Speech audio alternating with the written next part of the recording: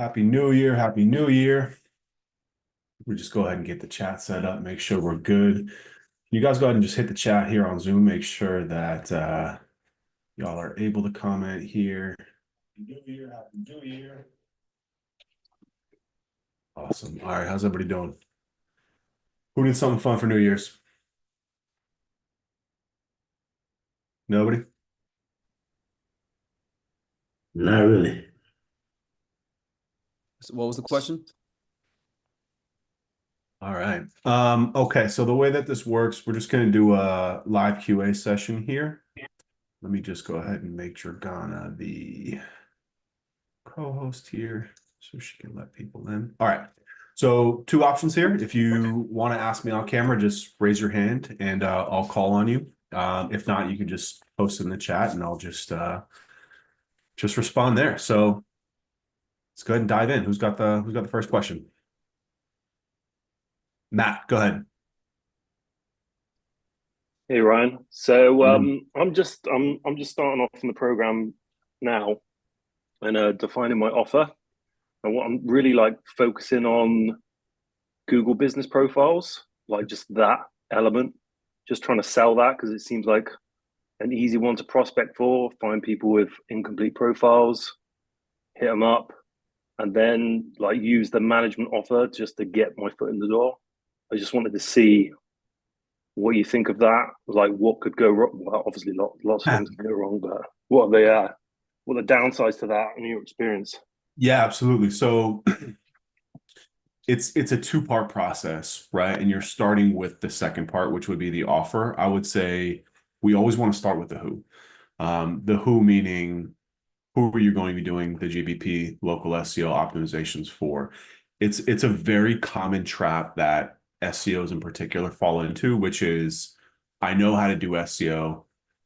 I can do it for anyone, right? I want to keep my options open. I don't want to say I'm only going to do it for contractors or for e-commerce or, in your case, probably local small businesses because I don't have a lot of clients and I just want to take them where they can get.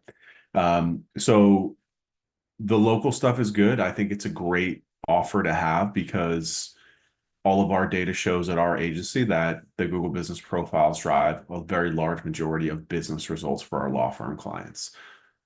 Caveat to that, though, is that that's because in the legal industry, people are going directly to Google and saying, I need a car accident attorney near me. I need a DUI attorney in Miami, Florida. And that Maps pack is a very prominent result on those searches. That's not always going to be the case for every industry. If you were to contrast that with, say, a coffee shop, I use this example all the time. If you type in coffee shop near me, absolutely, the Google business profile is going to show up there. But the amount of customers that you're going to have to bring into that local coffee shop to justify your retainer is going to be extremely high because the value of every person that walks into the coffee shop, $30.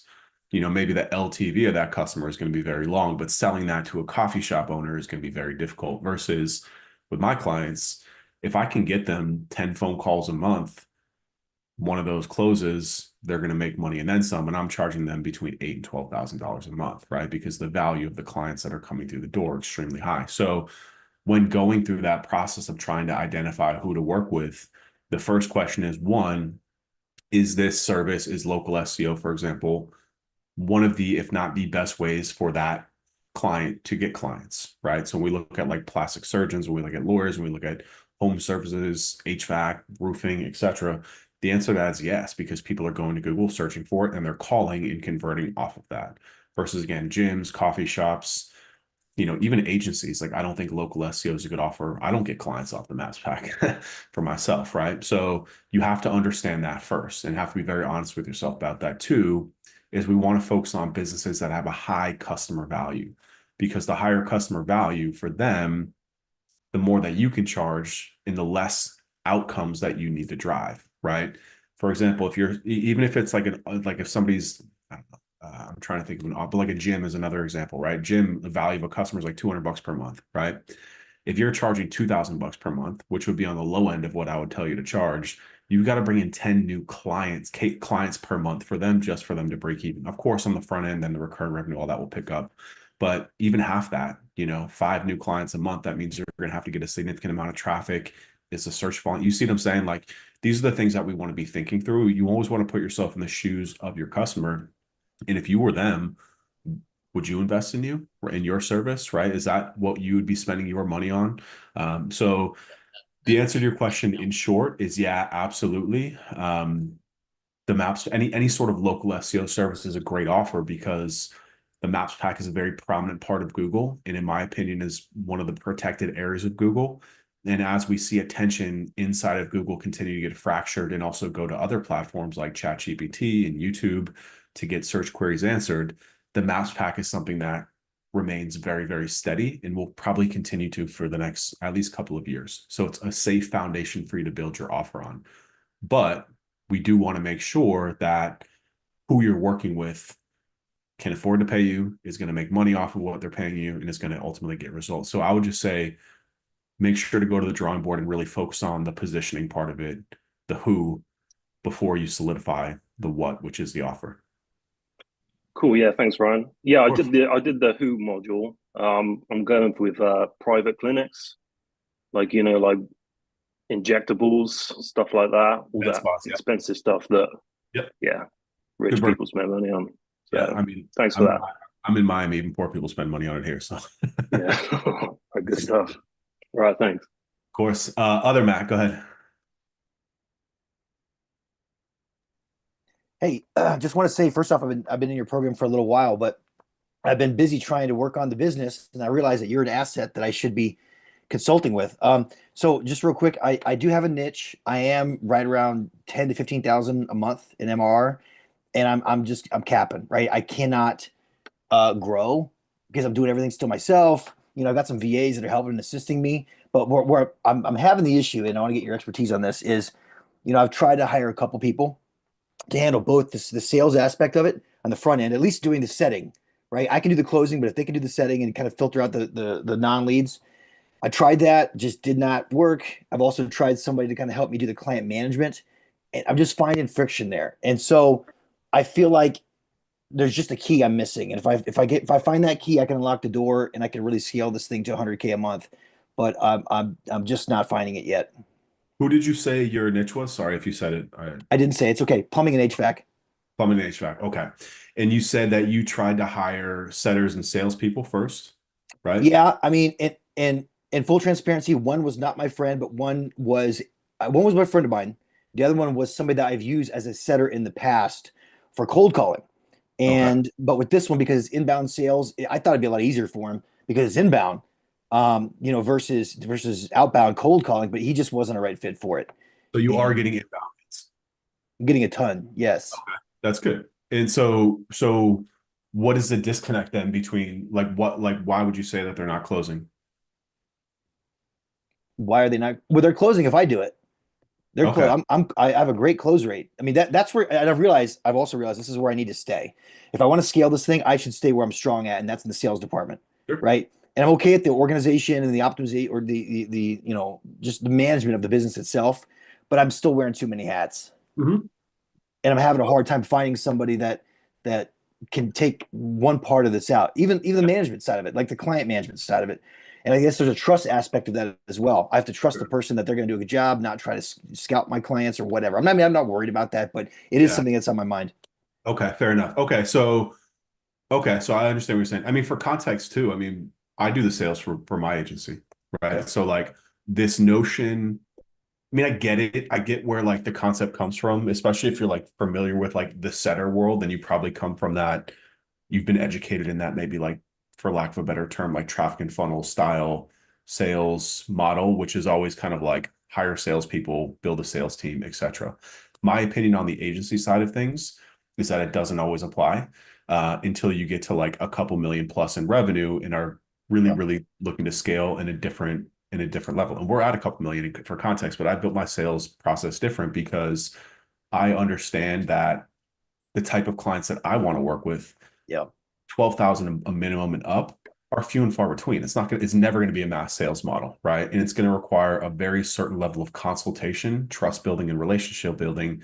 And nobody's going to do that better than me in the entire world. I know that for a fact, right? So I've re-engineered my sales process for me to take all the calls. And then I built a delivery sales team, which does my proposals, CRM management, ERM follow-ups for my account, stuff like that. So the point is that I'm trying to make is I don't feel you have to rush out of sales, Yeah. especially for where you are. Like I Yeah. agree, getting the case assigned, clients brought in is going to be much harder than getting the service delivered, right? So let's focus on that problem then, right? So you're currently doing all the work as well. I mean, I've got a couple of VAs that are helping with Okay. fulfillment. So I think honestly on the fulfillment side, I'm not that bad. It's the client management side, getting FaceTime with my client. So in my understanding, I get, an account manager that can just do that for me. Check in once a month with a Loom call with them, whatever. Sure. But I just haven't had good luck with that. And so maybe if I could dial in my question, maybe it's that Yeah. is it a stateside person that that you trust that can do FaceTime with the client? You know what I mean? Like, how do you vet these guys? Yeah. I mean, look, this is you're in the position that everyone in this program is either in now, will be in, or has been at some point. And that's going from, don't take this the wrong way, having a job, right? Which Yeah, you basically have a high paying job right now, right? 15K a month yeah, is a great paying job. yeah.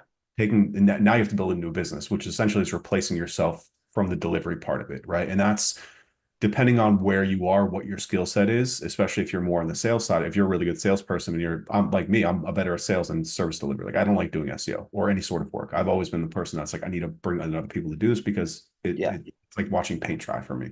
Yeah, me too. So that's really hard to do, especially because with an agency business, you have to take money out of your personal paycheck to bring somebody in, which means there's going to be extra scrutiny on that person. The expectations can be really, really high because the first person that you bring in that's full time, it's hard not to look at them saying, that's money that could be going to me and my family. I'm paying you. I expect a lot more from you. And that's a really, really tough hurdle to overcome, but it's a really important one for you to overcome. So I'll talk you through what I think that you should do, who you should hire, how you should hire that person. Okay. So how many clients do you have and what's like the average client value per month? I've got 13 clients, and it ranges the lowest end is 750 and the highest end is 1200. And if Okay. I may just interject real quick too, I have no issue with delivering out money that I have no attachment to it. What I want is that freedom, right? So I Yeah. have no issue with, quote unquote, losing money temporarily in order to get somebody on that can leverage me to the next level. I have no issue mentally with that. It's identifying the right people and then also having some type of a system set up to Yeah. where, I can trust them and Yeah. I mean, part of the problem is when you're at that price point, it's really like it becomes a game of volume, which yeah, means, and now I understand the question more, which is why you're looking at an account manager versus like a service delivery person, because there's probably, in order for you to get to the next level, you basically have to double your client base, which is insane. And you're gonna have to keep on doubling your client base to get to the next level, which is just too much stress on the operations and people. And it's not the direction that you want to build this business in, trust me. So like long term, or short to midterm actually is looking at how you can get the value of your client up from a floor of 750 to a floor of 2000 and like upwards of 5,000 per month. And I know that might sound like a lot, no, but if you're working with, the good thing is that you're working with businesses that you can directly impact the revenue and lead flow with the service that you're offering, right? I don't know if you're doing LSAs or not. LSAs is a great way to do that. There's a lot of different ways that you can do that. So I would say like you as the operator, as a leader, that's a problem that you should start thinking about how to solve, because it's going to tie into this problem, which is like, you don't want to scale this business through people. It becomes a nightmare. You're already hitting a wall with one. Imagine if you're at 3, 10, 15, 20, right? So that can be yeah, solved by charging more, which means you okay, just need less people, right? Now, to solve the problem that you're in right now, there's a number of ways that you can do it, right? So one is using VAs is fine, but you're going to hit a wall with communication. You're going to hit a wall yeah, with strategy, with thinking. They're very good doers, but they're not going to be good problem solvers or communicators, right? So I always suggest finding a very good person, top tier person that's willing to go part-time with you. It's what we do okay, all the time. We bring in everyone into our business. First of all, they're all 1099s. We only have a few W-2 employees. We have like okay, 20 people that support us, but 80% of them are 1099 employees. And it's actually good in this business because most top tier talent is not going to want to just become and be a full-time employee, especially in the stage of the business that you're at. You're not going to be offering benefits. There's no real future. No, I don't mean this is a disrespectful way. It's my no, I business get too. it. I get I it. don't have, we don't have a growth plan for them in terms of how to become, top tier talent or top tier payment, right? So good thing is that we are living through a time where it's a freelancer economy in a sense, right? Like good talent is going to want to have multiple income streams. So if you're able to meet them and say, look, if you can give me 20 hours a week, I can give you $3,000 a month or $4,000 a month, right? Mentally for them, that's going to be like, okay, I'm on the equivalent of making $8,000 a month, which is pretty good money for a lot of people. So you bring them in part-time and you just have to have a very, very specific, it's incredibly important that like before you even interview or talk to anyone, you have an extremely specific list of things that they need to be responsible for. That's the first step, is getting that flushed out.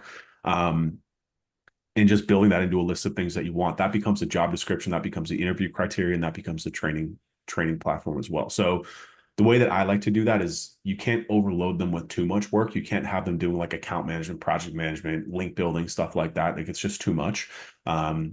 Or you're going to have to pay somebody 200 grand a year for that, right? So just be very, very specific with like a chunk of the business that you want to get off. If it's client management, project management, account management, that's not too hard to hire for you. Like we have a project manager that we just hired. She's part-time. She's out of the UK. She's amazing. She came with agency experience before. She's done mass content production, all sorts of different stuff. We pay her $2,300 a month for part-time work. And she manages ClickUp for us. She manages every single email she gets CC'd on. And we have 50 clients, right? So imagine she's doing quite a bit. She sits in our team meetings and she's getting trained up over time to have face-to-face communications with clients as needed. So I would say for you, again, you always want to identify the area of need where you don't like doing it. It's not your strongest suit. So there's usually 3 buckets to that, like sales and marketing, service delivery in terms of like doing the actual work, and then client and like project management. So like those 3 buckets. So I would pick one of those 3, where if you're like, my VAs are pretty good, they're following a pretty good process, they're getting results, then you can kind of layer the project account manager on top of them, who's just going to be communicating through them through a project plan. If it's very templatized, which it should be, if you're only doing SEO and you're only working with one type of client, it should basically be a checklist for what you're doing, especially at that price point, right? So VAs can follow that, but you need somebody who can take that, one, the mental burden off of your plate, which is going to free up a lot of time for you so you don't have to worry about it. And 2, for you to then tackle the next big problem for you, which is, I need to double my retainers in the next 90 days. How do I do that? Do I need to target a different type of business? Do I need to add something else into our service that's going to make them more money? LSAs are a great way to do that. We have a great training inside the program on it now. That's what you should be focused on doing, because it's going to help to clear up this, because you're going to hit a ceiling again very soon. You're going to just need to throw more people at the problem. And in this business, you do not want to be in that situation, because it becomes a very, very difficult business to run and not a fun business to run. So I would say that. I would say use LinkedIn to post a job first and foremost. But before you do that, just you sit down, take an hour, block off everything and say, what do I need from this person? What are my expectations? What, like everything, right? What are the tools they need to use? What's like the day-to-day look like? What is like I always build things on what I call a 30, 60, 90-day plan. 30 days, 60 days, 90 days. What do I expect them to do? And where do I expect them to be at the end of each of those time periods? By the end of 90 days, all of our people should be trained up. And if they're not, they can't work here anymore, you know? So, and that includes, what do I need to do to work with this person to bring them there? So like when we bring somebody in, we have 3 meetings a week for the first 30 days, then 2, then 1, then they're just kind of integrated in. So you're going to need to spend a lot of time training them, but it'll be worth it. And for that type of role too, with 12 to 15 clients, you should be fine at having them within a month. You should be able to have them trained up. That's off your plate. Then you can just tackle the next problem. You know what I mean? Okay. Awesome. So again, LinkedIn jobs is a great place to post. Make sure to put a little money behind it to boost it, and just target the area that you want. You know, like the US is pretty expensive. The UK is really, really good. The UK usually has a pretty general, favorable, you know, it's just cheaper to hire people there that are just as good, if not better than One last question, if you don't mind. So if the client, you know, the account manager, whoever this person would be, they're face to face with the client, but if they're part-time, then if the client, you know, texts or calls and they can't pick up, you know, you shouldn't be providing face-to-face communication for that level of revenue. I mean, for that price point, it like should not be. No, definitely not. It's first and foremost, that type of business owner doesn't really care that much about, they just care about results, you know? So like thinking about how you're going to build this business, you always want to build it based on the outcomes, not based on the inputs, meaning you're hiring us to get you X results, which is going to generate Y phone calls. it's not because they need a consultant. These guys probably don't even know what the F you're talking about. They don't know about content and link building and stuff like that, Yep. So like, don't like, and in client management, you give them a finger, they're going to take your whole arm every single time. So don't open that door and say, we're going to sit with you every single week and go through your data. They don't care about it. Again, I work with attorneys that are same type of thing. They don't care about it. They just want the outcome. So we will own, like, we don't do, and we have clients paying 15 grand a month and we don't do monthly calls with them because they're getting the data, they're getting the reports that they want. They don't have the time. They don't care about it. It's very similar in home services. These guys are not marketing experts. They're not internal marketing people that are like going to bust your balls over like the links that you're building. They want to see their phone ring. And it's a very important optimization of the business that's going to drive you so much further. And it's could probably lead you to LSAs because their phone's going to ring in 7 days and then you're never going to hear from them again. Right. So I would say, Yeah. you shouldn't be doing that much. Like, I would have that person focused on email communication in terms of like, if you want to send them a weekly report, like status report, progress report, that should be fine, in my opinion.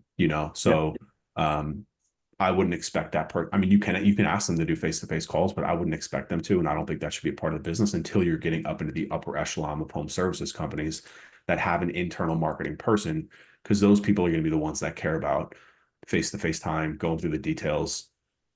99% of the home services business, they don't care about that. I mean, they barely pick up their phone when clients call them. Yeah. Awesome. Okay. Of course. Thank you so much. Very good. Yeah, anytime, man. What's going on, Terry? How we doing? Hey Ryan, how's everything going? Happy New Good. Year's. Happy New Year's. Yeah, man. So I had a question. So I have one client where I think I have an opportunity to start providing them content creation services, and they're in a super niche market. So it's not like I can just go out here and just start writing up a bunch of content on the given topic. So I guess my question is that, for those super niche markets, or maybe even when you first started out in the law firm space, right? How did you go about that process of developing content for those clients? Because, the whole goal is to make their lives easier, right? So I guess, in the beginning, were you mostly collaborating with somebody within the company and just kind of going through things when producing content? Or, did you just, do a bunch of deep research to find somebody who might have an idea of that particular market? Yeah, I mean, believe it or not, like, you might think that legal content is really hard because there's legal elements of it, but it's really not. Mhm. Especially because what the people that are actually looking to hire an attorney don't speak attorney, right? Like, the attorneys send me stuff and I'm like, what the fuck is this, dude? Like, I don't speak this. Like, and they do that on purpose. So you need an attorney, right? So like, marketing content should read like an eighth grader, right? Like, if you get in a car accident, you don't want to read like all the different state laws, and you want to be like, what do I need? What are the 10 steps that I need to do after I get in a car accident? Right. So it's actually very simple for us. We're using AI almost exclusively to write content now. That process obviously is inside the program. Maybe if you tell me what the vertical is, I might be able to help you out more. Because Yeah. we used to run this problem when we used to work with SaaS companies, and SaaS companies were we got out of SaaS because of this, because their expectation of content was so complex, because they're looking at HubSpot and Ahrefs and being like, that's what I want. It's like, I'm not going to spend, like, it costs me too much as a company to do that, both in terms of resources and time and energy. So that's why we got out of SaaS, because like the expectation of content was just absurd and it didn't have the business result attached to it. So you Yeah. can tell me more Yeah. about the vertical and I can talk you through it. Yeah. So a few weeks ago, I was going through and we were just identifying the ICP, and we came to the conclusion that we need to be targeting fixed base operators. So these are basically operators that operate private aviation facilities. So now we're like, between that and them also being certified, they have a leverage point there. So now I'm kind of thinking about, well, one, of course, doing, more deep research on my end about, you know, LEED leadership, the fixed base operator space, and so forth. But, I kind of want to be able to move things fast, right? So in addition to us launching these ads, what are some other things that we can eventually just start, getting more content on? Because, we want to be able to build a somewhat full funnel approach, right? If they're looking at the ads, okay, great. They may not be ready to convert, but eventually at some point in time, do we have the content in place to, nurture those relationships, whether they're going through the website or if they're going through, our email nurturing process. So would love to open the floor to you on that one right there. So, okay, so you're saying that that's who you're targeting. You're targeting that fixed operator of aviation in the Oh, no, concept no, no. This is on behalf of a client. you have a client. Okay, okay, okay, okay. Yeah. I mean, ChatGPT and these AI tools are really, really good for research. You just have to give it the right prompts, you know. Okay.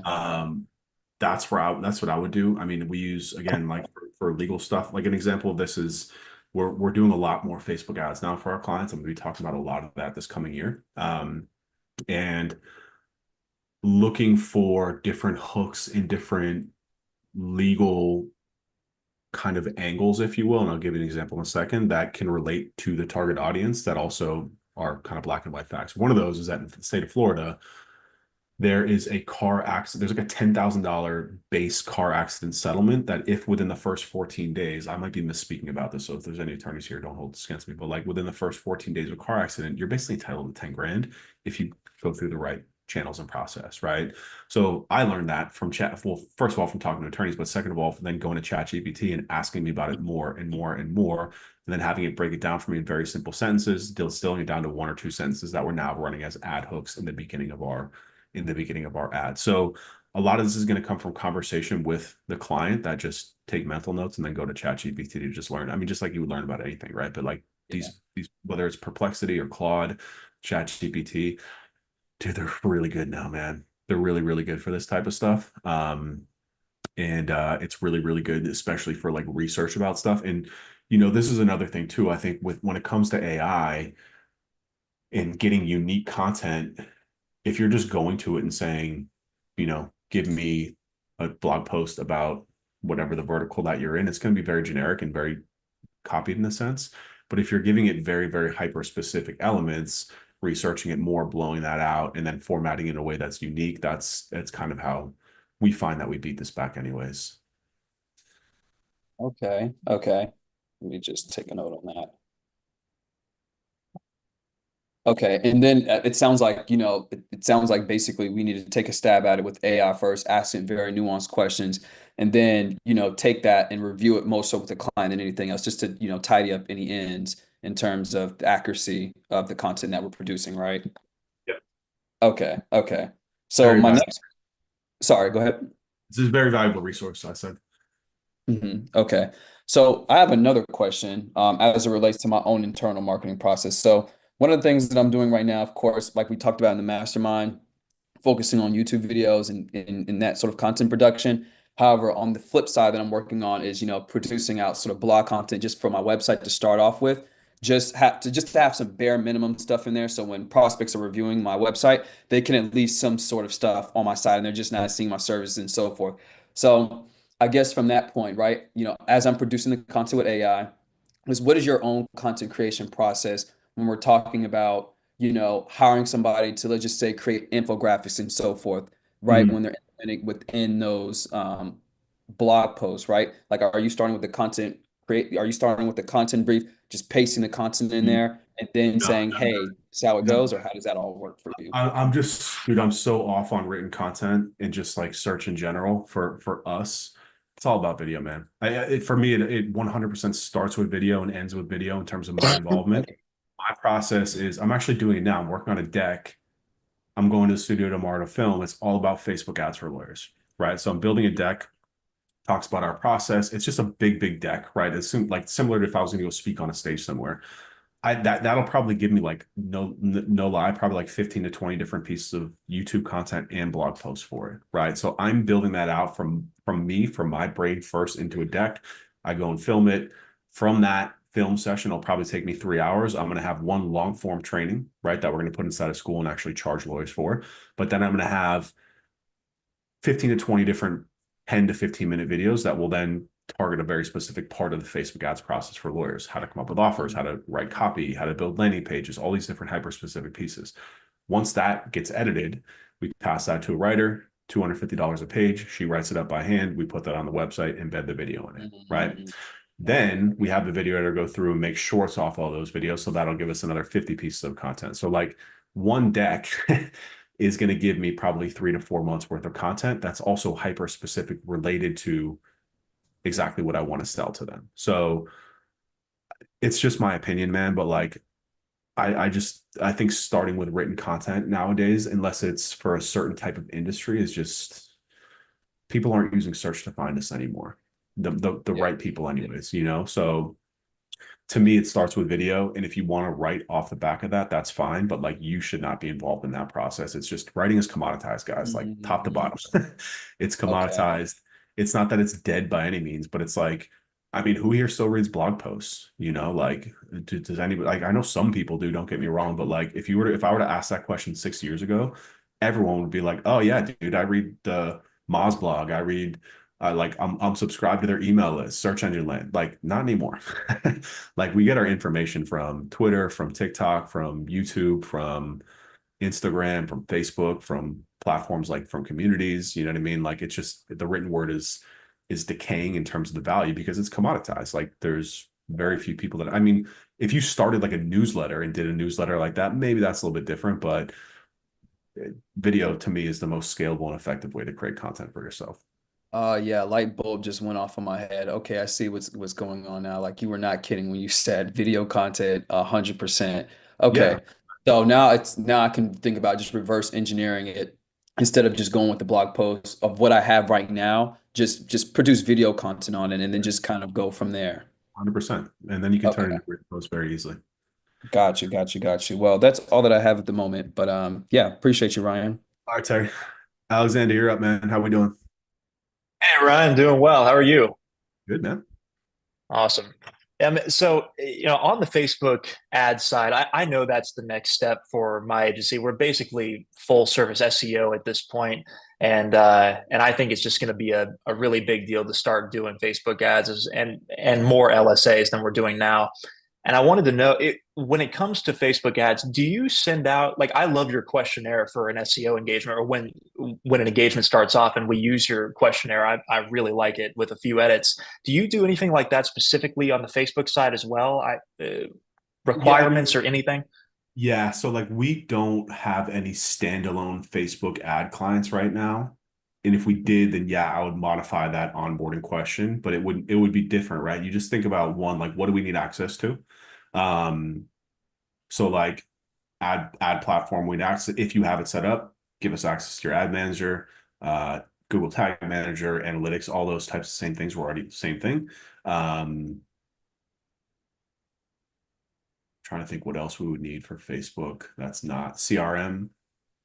And that's pretty much it. Like I try and build these for, especially for lawyers, like for them to do as little as possible and be as easy as possible for them. So it would be the same general onboarding, but like all of our Facebook ads accounts right now are with existing clients. We're basically upselling Facebook ads.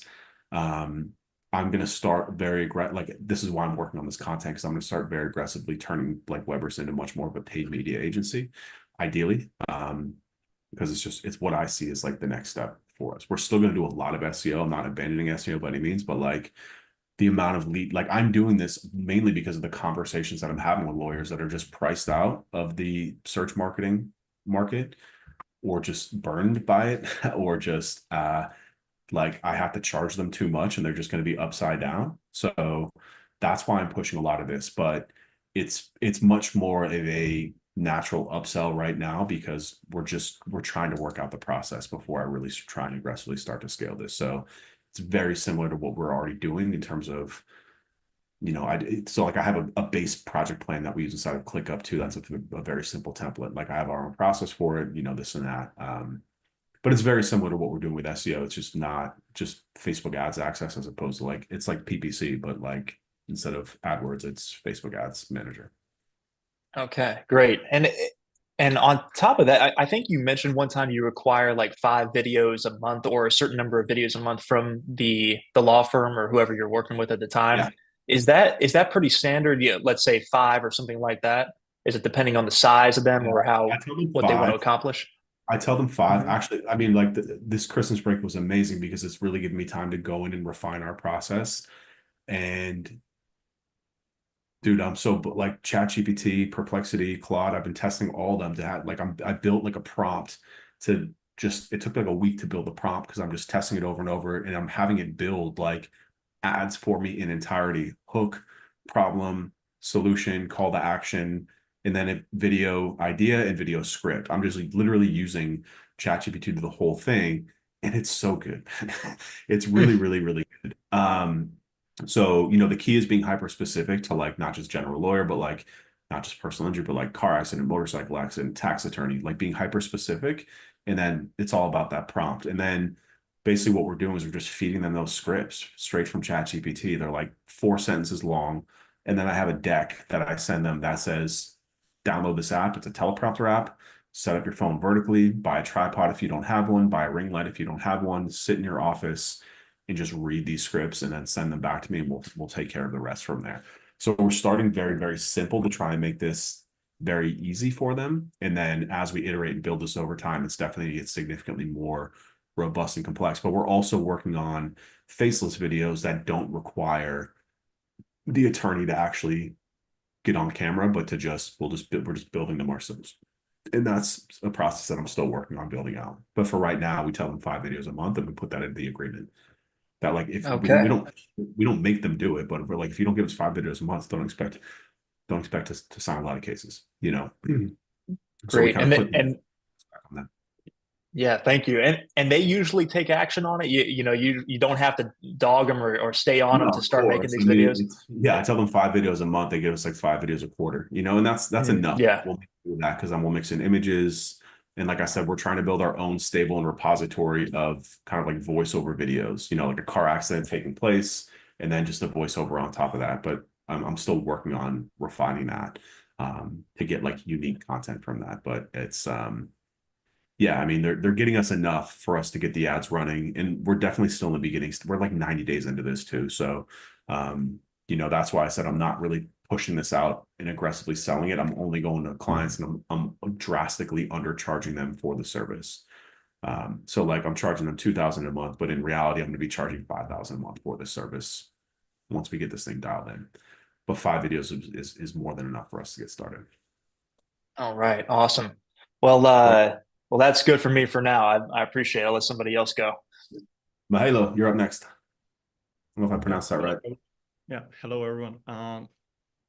As you mentioned, Ryan, it's very relatable that pretty much all of us are at the stage of, let's say, 15, 20K and capped there and wanting to scale that. But just for the context, I've been operating my agency since May last year. And since then, I haven't sent a single like cold email or nothing promotional. And I've built like 20K a month worth of clients just based on referrals.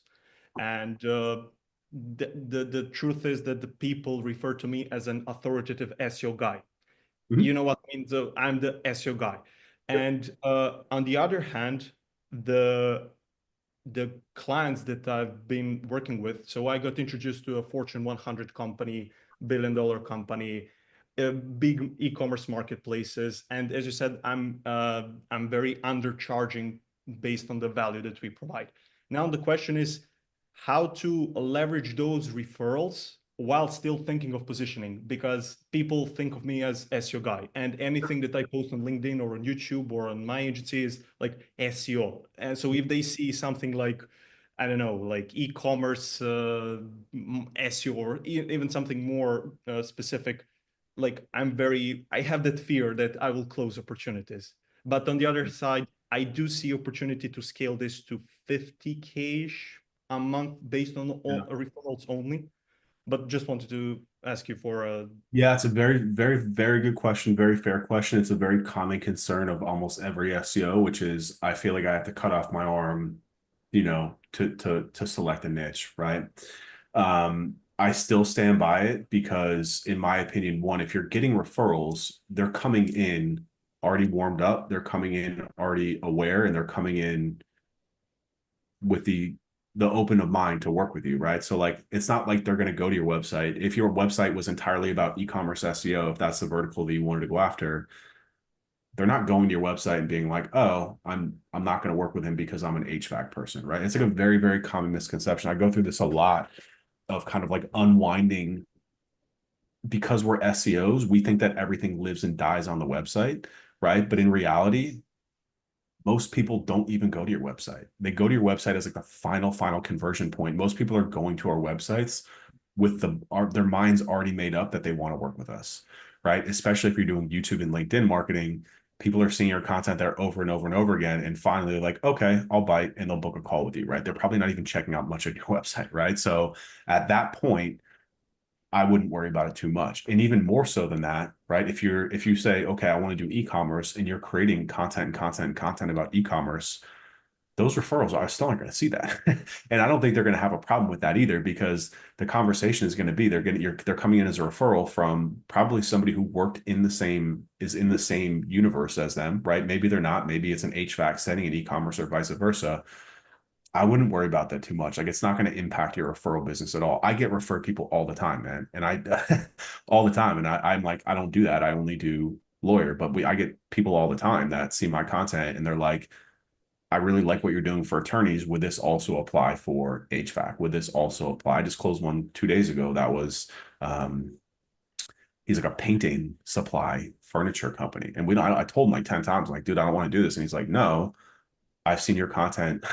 I want to work with you. Right. So the point I'm trying to make is that, like, you're going to fail forward with all this stuff. You're not going to hurt yourself at all by trying to position yourself as an expert in that, because right now, think about it this way, right? Like, Google is not the same as it once was. So like, building your entire brand, being the SEO guy, it's a very wobbly foundation to build on versus the e-commerce guy. And granted, like, it's not that I think SEO is dying, but I think it's going to change. And like, we're going to have to figure out like AI SEO. And like, is that even going to be something that we can do? Right. So it's not that SEO is per se dying, because SEO is technically a search optimization, not like a Google search optimization thing.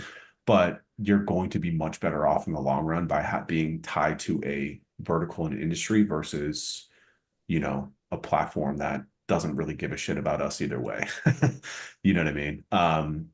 So that would be my piece of advice. Don't worry about cutting off any sort of referral base or attention, because those people are coming in off of the most powerful thing, which is, I know him personally, or he's gotten results for me personally, or I've been following him for a very long time and trust me because I know SEO, that he knows SEO.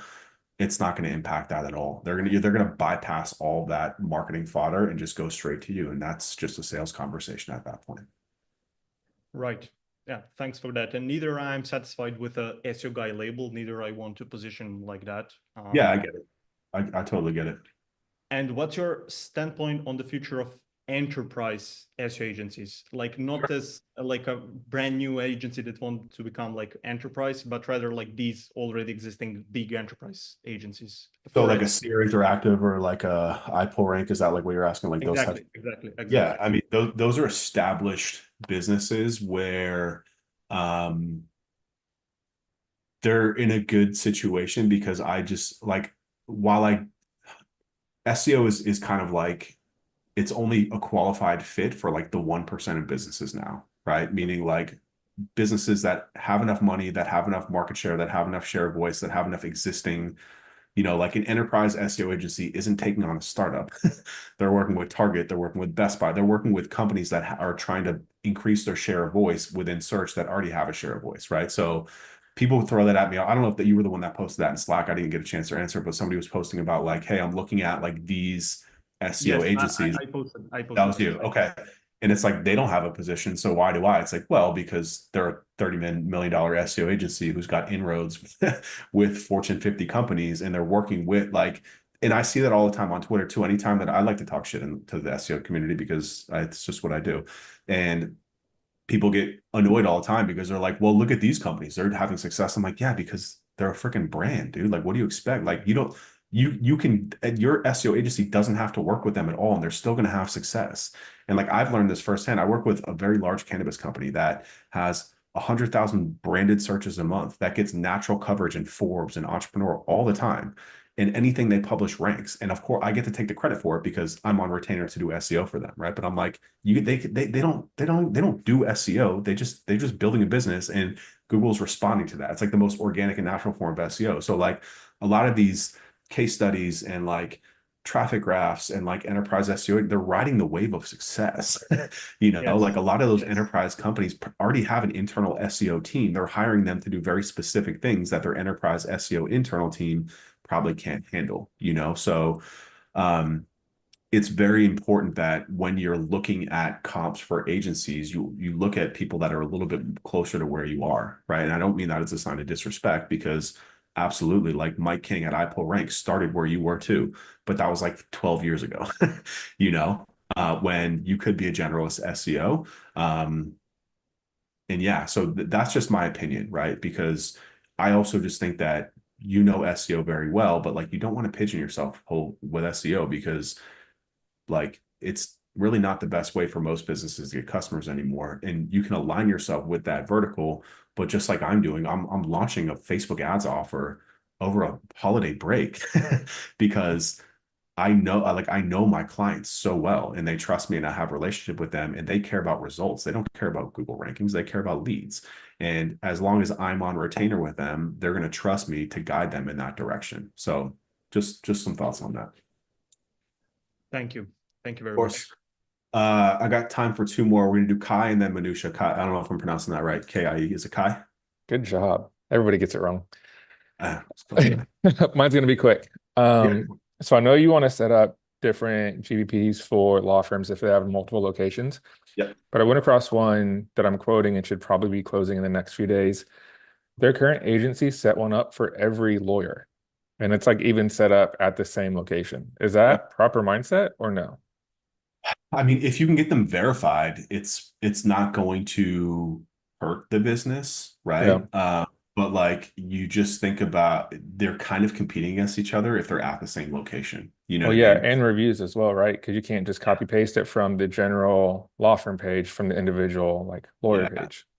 So I would say no. If they were going to do it as, if they had different locations and they wanted to set up each individual attorney at a different location, I would say, okay, that's cool, that's fine. You're still losing the brand of that though, which I think Yeah. is a purpose, you know. So if you did like lawyer name and then the brand name, you know, because I get it. I work with some attorneys and they're like, they look at it, if I have 10 attorneys, it's like they're like little baby birds that they have like spoon feed leads to, right? So, you know, we have clients that were running LSAs to a specific attorney and they kind of handle it, but that's big law firms that have a criminal defense, personal injury, family law, that they have all these different practice areas. So we're focusing on the attorney to kind of like run the business within the business.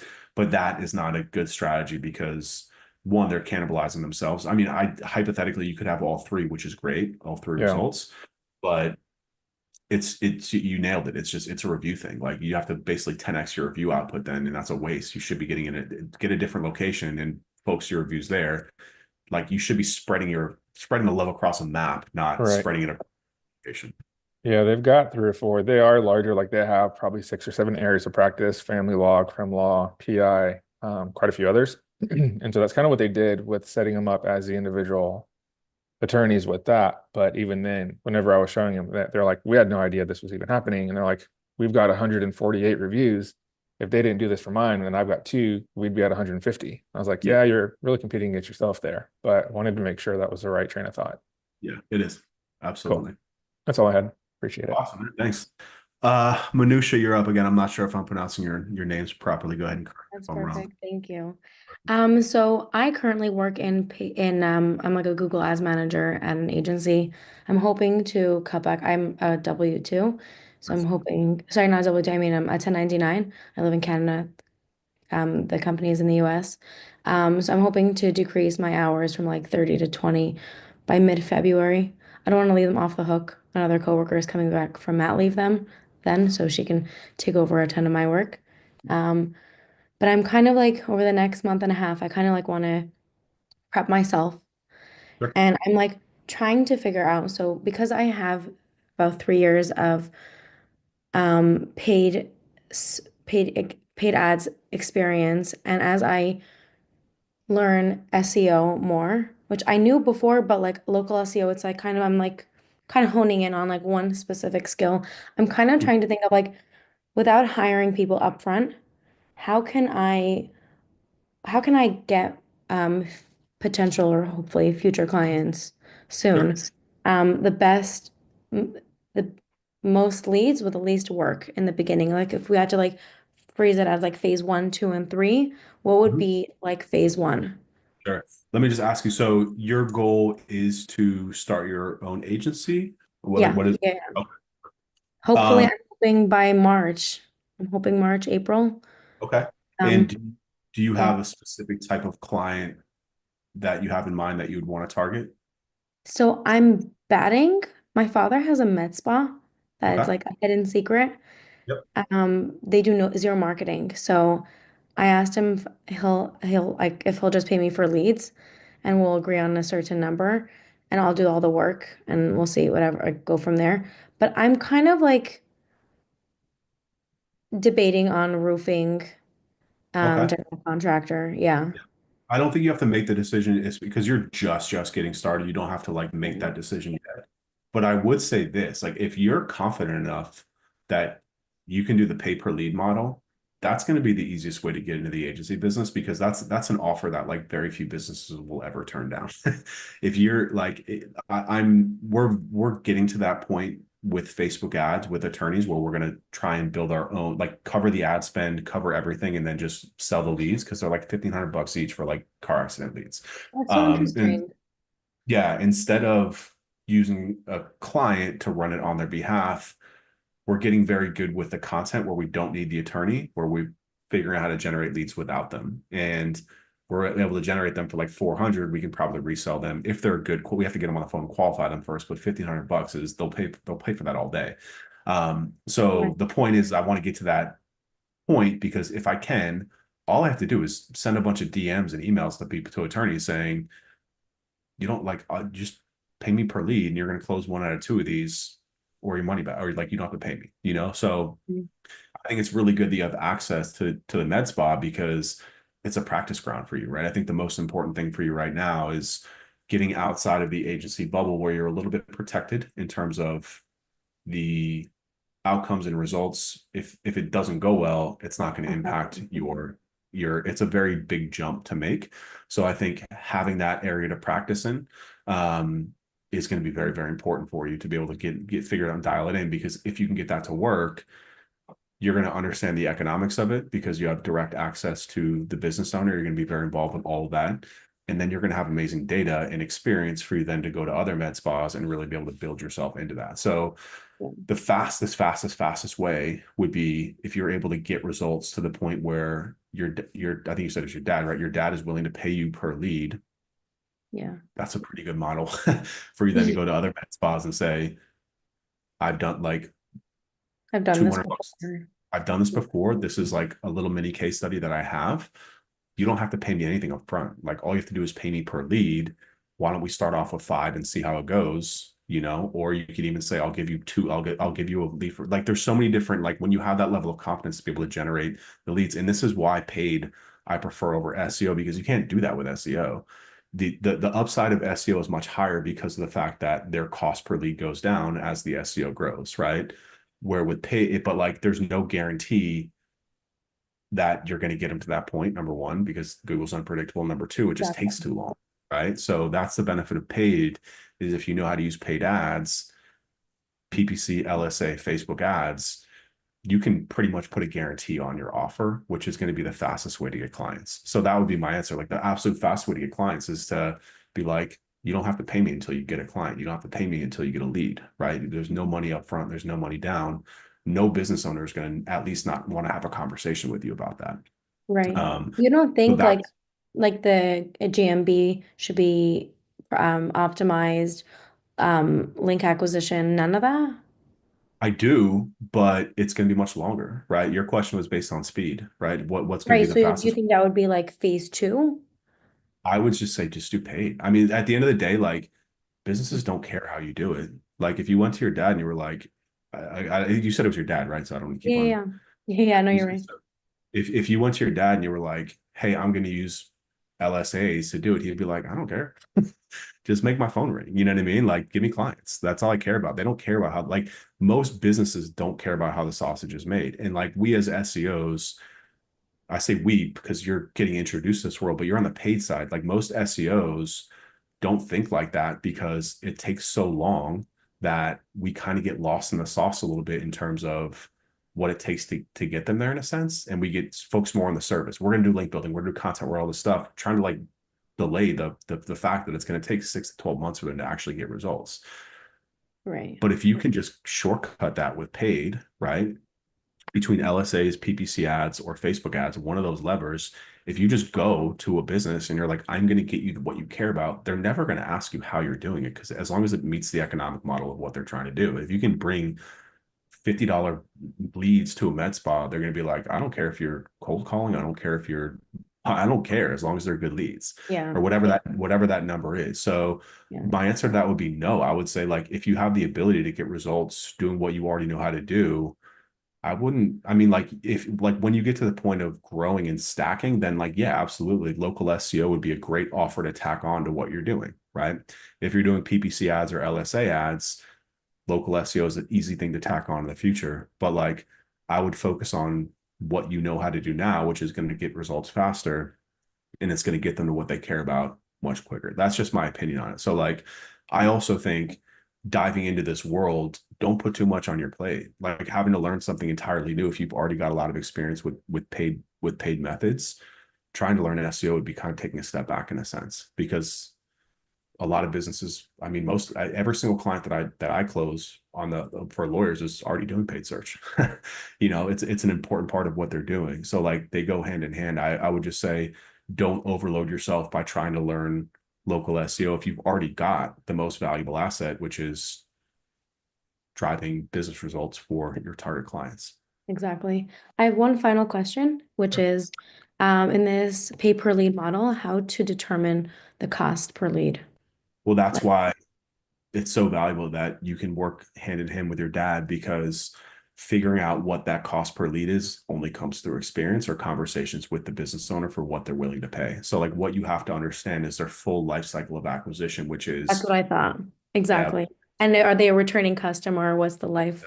exactly. So, Okay, like, got it. this is really important, right? Like, in the legal space, we win so much because we do what we call 360 tracking, which means we're not just saying we got you 50 phone calls a month for $100, because they're going to be like, that's arbitrary. Like, I don't care. Like, half those phone calls hung up on us or they were irrelevant. Like, we tie it to a CRM, so then we know who's actually signing and becoming a case and the value of that case. So now that's how I know how much to charge per lead, because I have access to all these attorneys' CRMs. I know what they're making.